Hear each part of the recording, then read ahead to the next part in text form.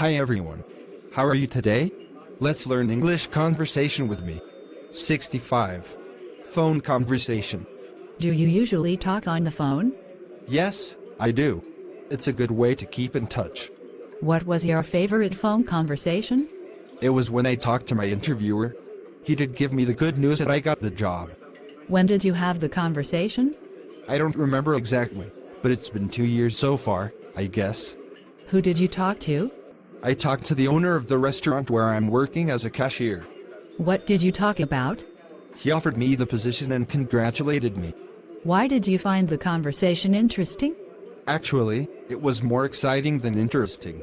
I was waiting for it for so long, and finally, he did make it come true. Do you prefer talking directly or talking on the phone?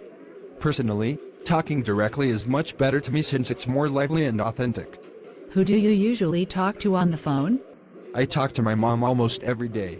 I will be missing the conversation every evening with mom if one day she stops calling me. What are the differences between talking directly and phoning? Well, talking directly seems more exciting since you can see facial expression, eye contact while talking on the phone. You can only listen to the voice. Thank you for watching my videos. Please subscribe, like and share the channel, Sreyoun in order to get more video. Thank you.